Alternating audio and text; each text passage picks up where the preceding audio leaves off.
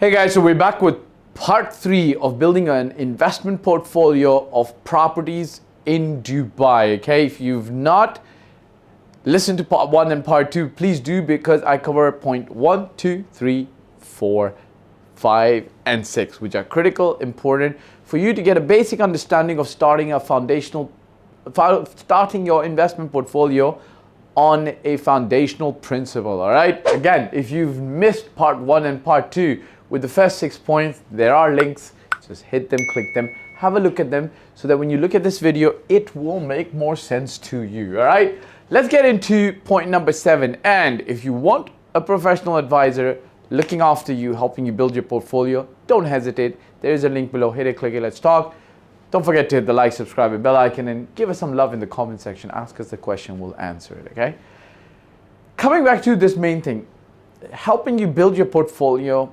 Yeah, some people have done it alone, perhaps, but I personally think that you should have professional help, especially on the ground with respect to agents, or as I like to call it, advisors. Advisors are out there fighting for you in your corner, looking out for your interest and then helping you in a better way. Now, here's the diddly, okay? Work with professionals. How do you identify professionals? In my personal opinion, go out there and interview 3 to 5 people, okay? If you've got $10 million or $100 million or $1 billion, then you're probably very good at reading people, understanding what they say, understanding and analyzing if they mean what they say, and then getting a general feeling of whether this person is trustworthy, so on and so forth, has experience and so on and so forth. But let me boil it down for you, okay? If you're looking for an expert advisor in the Dubai market, in my personal opinion, there's 4 qualities that you should be looking for in them, okay? Number 1, experience, okay? So the Dubai market is fairly new. You already know this. How old are we now? We are about 20 odd years old, okay? In that 20 years, we're a young market. There have been advisors, brokers around who are here in the market 10 plus years. In my personal opinion, if you're getting somebody involved to handle your portfolio of $10 million, $100 million, and so on and so forth, don't take the cowboy approach. Get somebody on board who's got the 10 years of market experience. Why? Look, in that 10 years, markets have definitely gone up, come down, gone up, come down. If you get somebody who's been in the market for 10 plus years, they're going to give you very balanced advice, okay? It's not going to be expertly fantastical. It can't be completely depressing. They've seen the ups and lows of the market, and they will give you balanced advice. Number 2, you're looking for somebody very transparent and honest, okay? Transparency and honesty is more like, it's binary, okay? It's 1 or 0. But even on a scale of 1 to 10, 1 being very dishonest, 10 being very honest, you're looking for somebody who's completely honest, okay? How do you find somebody who's honest? Very simple. Ask them, okay? This is a question that I like to ask when I'm hiring advisors. This is a question that you can ask the other person. This is the question I ask agents when I'm working with them, okay? When we're allying up on a deal together, right? I always tell them, like, look, I know it's a little bit difficult in the market. What's your take on honesty?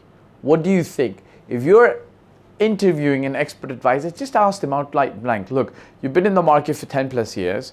How do you manage? Because there's a lot of agents who lie just to get the sale or get the deal going. How do you manage to make a living without lying, etc.? Now they're going to talk about their principles. They're going to talk about deals where they had to perhaps lie and they've regretted it. Perhaps they'll tell you that they've never lied, so on and so forth. Understand their story, get to know them more, and you'll know somebody who's transparent and honest, and somebody who'll tell you, like, yeah, I expect, by the way, don't expect to get honest people if you yourself are not an honest person. Not going to happen, because you're looking for dishonesty and you're going to attract that, okay? Number 2, honesty. Number 3, competence, okay? Now you might ask me, Fahd, what's the difference between competence and experience, right? If somebody's got 10 years of experience, he's definitely going to be very competent. Well, hang on there. Just look around you, okay? How many people do you know who've been doing something for many, many years, driving perhaps, right? The very experienced drivers means that they've been driving for 10 plus years, but they've got these bad mistakes that make them very incompetent and unsafe drivers on the road.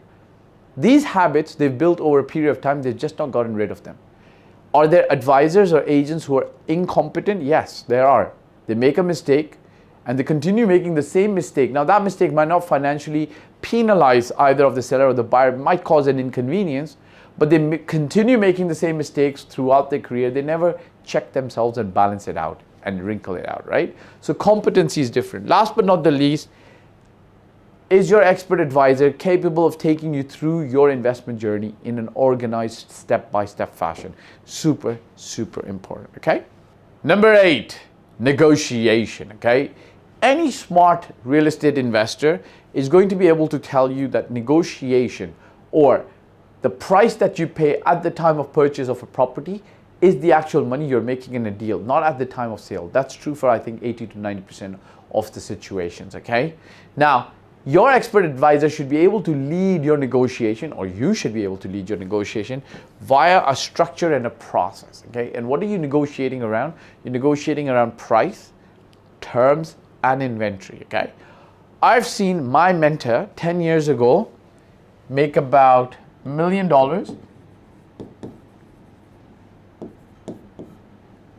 just because he negotiated on the terms. He did not really care about the price as much, because of the way he understood the asset, the way the market was moving, and the terms he negotiated netted him a profit of $1 million. I was involved in the deal as an agent at that time. It was my transaction, but it was my mentor leading the transaction, okay? So there's price, terms, inventory, so on and so forth, okay? Just don't forget that. Number 9, it's very important for any portfolio to be reviewed and revised as every single year. You should be looking at a portfolio and say, okay, look, this is doing good, this is not doing good, this is what we can improve, this is what we need to do to improve things, right? What are you looking at? You're looking at risks on market trends, locations, view, okay? What do I mean by location? Perhaps there's a school coming next door. Now, for some, that might be great news, but for some people, they don't want to live near a school because it adds traffic in the morning time and the afternoon time when the kids get generally picked up or dropped off, okay? Some people love it. You can expect teachers want to live there, etc., etc. So there's a pros and cons balancing act that you're going to have to do in this scenario, okay?